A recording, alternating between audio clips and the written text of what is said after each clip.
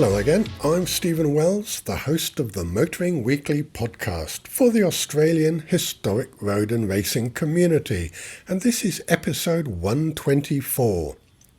Over the last few weeks, as I've been pushing out a message to the community that I had rebooted or jump-started the podcast, many people were surprised that I had recorded so many episodes. Well, when I started back in 2008, podcasts weren't popular. They were a niche audio delivery mechanism, and now they are massive, with some podcasters gaining millions of followers just for spouting rubbish. I delivered a weekly podcast about the global automotive industry, articles on technology, marques, people, and the top levels of motorsport around the world. In 2010, I converted the podcast to a written form, simply due to work pressures travelling to Asia and the US on a regular basis.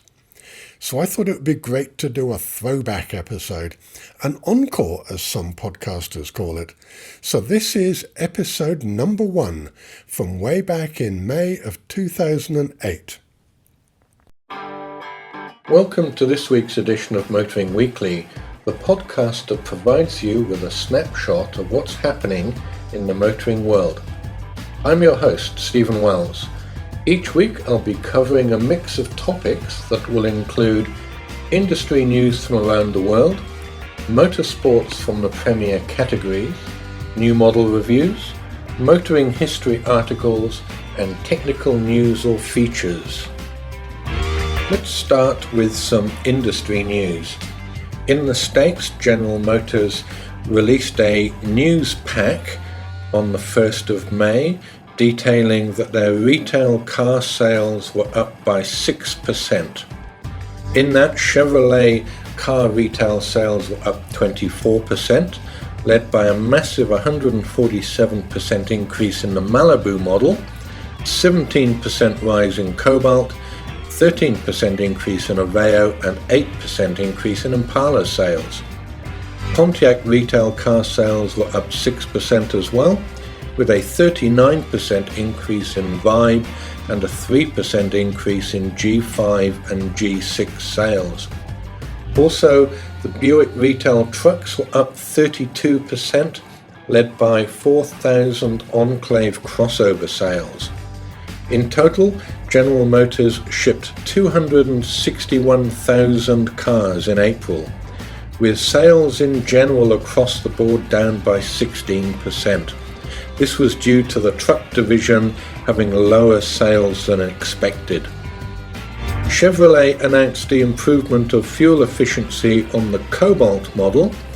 The XFE model now uses a revised engine calibration for its 148 horsepower 2.2 litre engine, using lower rolling resistance tyres and a taller 3.74 to 1 final drive ratio to achieve a mileage rating of 25 miles per gallon in the city and 36 on the highway, an improvement of between 1 and 3 miles per gallon on the previous model.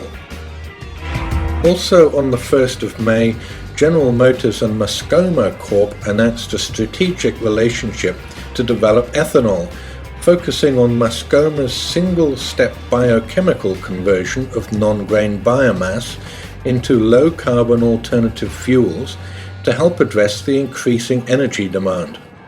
Based in Boston, privately held Moscona is using proprietary microorganisms developed at the company's laboratories and is collaborating with research partners globally to identify and patent additional biomass to ethanol technologies. The Canadian Auto Workers Union is set to meet with General Motors of Canada in early May to try and hammer out a new contract similar to an agreement signed with Ford of Canada. The Ford of Canada contract lasts 3 years and includes each union-based employee receiving a $2,200 productivity and quality bonus to recognize their efforts in helping Ford become one of the best in the industry in product quality. The cost of living allowance payments will be frozen for the next 16 months. There'll be healthcare savings generated through a new 10% copay program for prescription drugs and a cap on long-term care provisions. There's also provision for a reduction in vacation pay, offset by a $3,500 cash payment in January of 2009. Importantly for the Ford workers, production at the St. Thomas assembly plant near London, Ontario is extended by a further year to 2011. Nissan had a great day at the Nürburgring recently. Their GTR lapped the 14-mile circuit in 7 minutes and 29 seconds. Nissan in the States have announced that 2,400 of the GTRs will be sold in the States in the first year. The model goes on sale in July, having been on sale in Japan since December. Mazda North American operations reported a double-digit increase in sales for April, with 23,760 units sold, a 12.8% increase over last year. Year-to-date sales are up 1.3%, with 101,000 vehicles sold. The Mazda 3, which has recently been named one of the 2008 coolest new cars under $18,000 by Kelley Blue Book, reported sales of 9,234 units, up 14.8% for the month. Redesigned for 2008, the Mazda 5 multi-activity vehicle reported its best ever April with 2,000 units sold, accounting for a 65% increase, while the Mazda 6 reported a 15% increase with sales of 4,856 units. Over in Europe, Volkswagen has released the Passat R36, a performance version of that model, with a 3.6-litre V6 delivering 296 brake horsepower or 217 kilowatts, with 258 pounds of torque. The 0 to 60 sprint takes 5.6 seconds, and it comes equipped with a 6-speed auto and manual box, plus VW's 4Motion four-wheel drive system. Recently at Lake Como, BMW showcased their M1 concept car, a challenger to the Audi R8 and some of the high-performance vehicles coming out of Germany. It uses the old M1 badging and has a very similar look to that old classic car. At the same show, Maserati showcased the Quattroporte wagon, the Bellagio Fastback.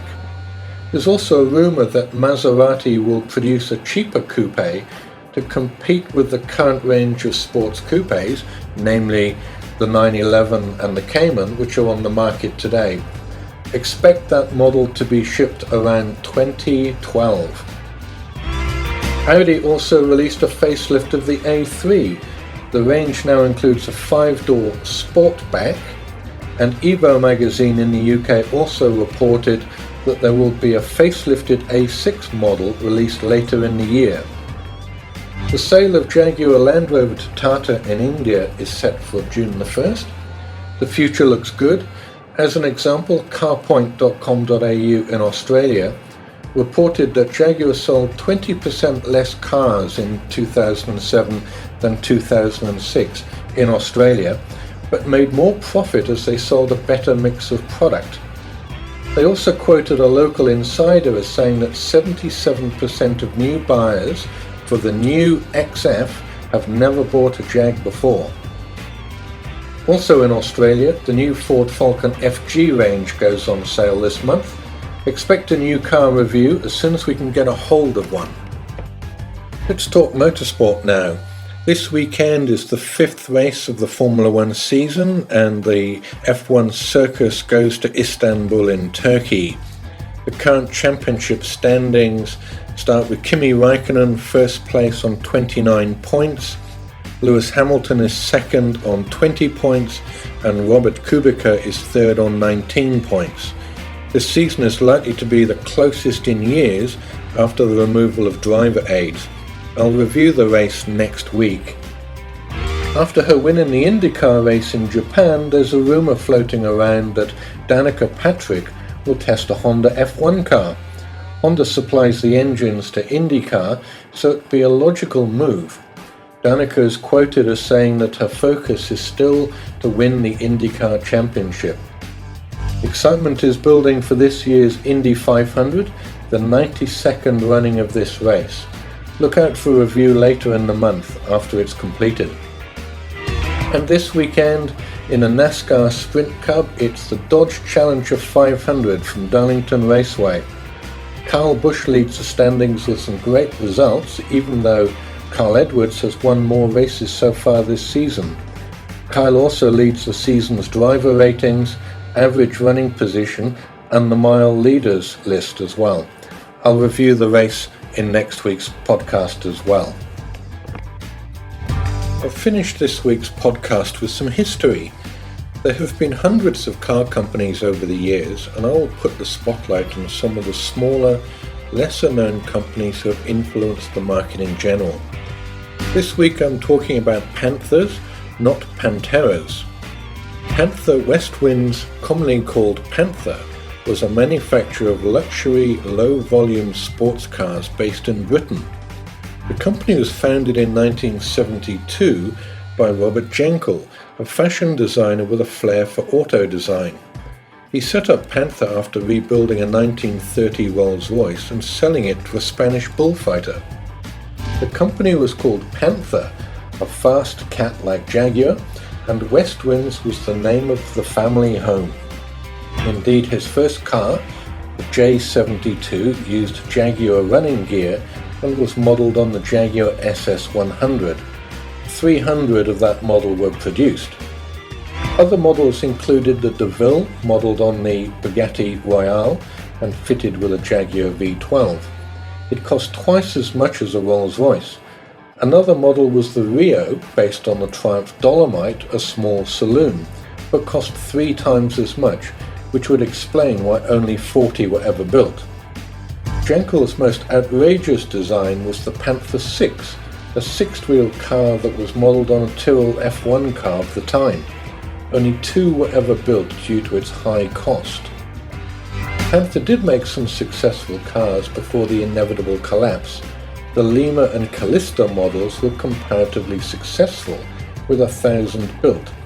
However, it was not enough to save the company, and in 1980 Jankel sold out to Young Kim, a South Korean businessman. Kim kept the company going for a further 10 years, building a new factory in the UK with bodies shipped from Korea. They continued selling the Callista and developed a new model called the Solo. However, the new model was an instant failure and the company was liquidated with the assets bought by SsangYong. After selling Panther, Robert Jankel focused on the Jankel Group, a coach-building company that he had created in 1955. Jankel was contracted by Rolls-Royce, Mercedes and Jaguar to produce specialized versions of their cars for wealthy customers and government agencies. This company still exists today, although Jankel died of cancer in 2005. For more information and to buy a used Panther, visit www.pantherclub.co.uk. Well, that wraps up this week's edition of Motoring Weekly. Thanks for listening. The next edition will include reviews of this weekend's Formula 1 and NASCAR races, plus a look at the Indy 500.